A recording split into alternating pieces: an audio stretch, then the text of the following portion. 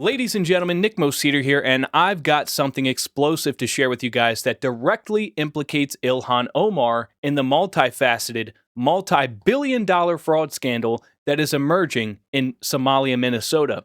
Now, Tim Walz, Ilhan Omar, Ellison, all of the corrupt politicians that enabled this fraud, I believe that at some point we're going to find out definitively that they benefited from allowing this.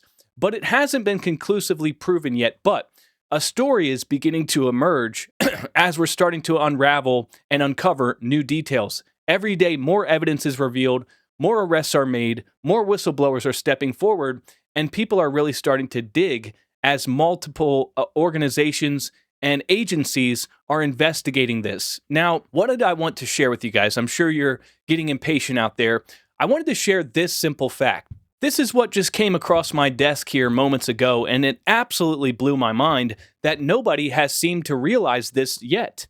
I haven't heard anybody share this or talk about it. I haven't heard anybody report on it, but it is an absolute crucial detail to this story. So check it out.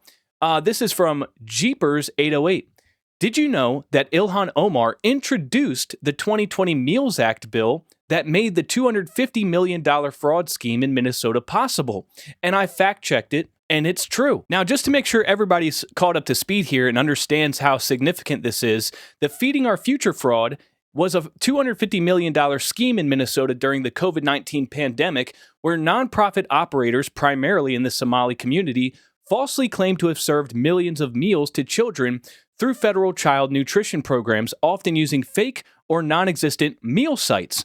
The Meals Act of 2020 refers to the Maintaining Essential Access to Lunch for Students Meals Act, H.R. 6187, introduced by none other than Representative Ilhan Omar, which provided crucial USDA waivers for school meal programs during the COVID-19 pandemic, allowing schools to provide meals to students despite closures, ensuring food security for millions. It temporarily lifted rules that blocked waivers, increasing federal costs, enabling flexible meal distribution, and ensuring children continued to receive vital nutrition. So hopefully you can see what I'm trying to lay out and paint here, this picture for you guys, that Ilhan Omar introduced the bill which laid the groundwork and the foundation for the Somalians to defraud the American taxpayer.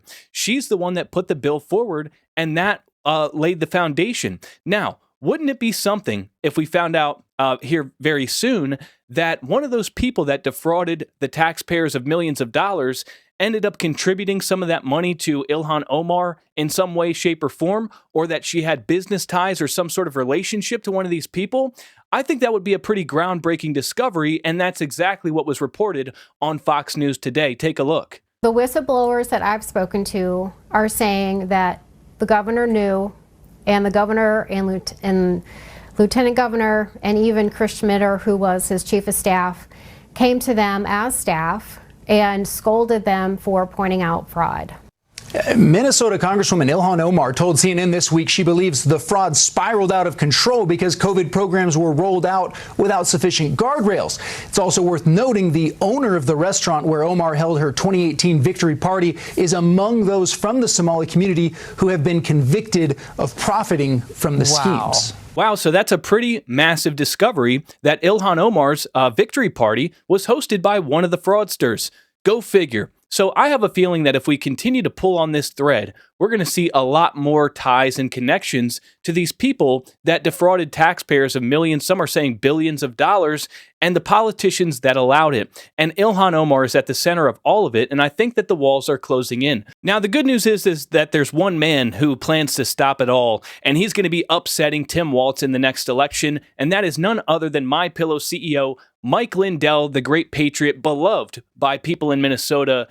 He is an absolute American entrepreneur success story. We all love him for his fight on the election integrity front. And you can support him in a big way by going to MyPillow.com and support this channel as well by using promo code Nick at checkout. Obviously, there's a massive sale going on right now for Christmas. Get your presents, get your loved ones the greatest sleep products on earth. As always, be sure to leave a like on the video and subscribe. Thanks for watching, and I will see you next time.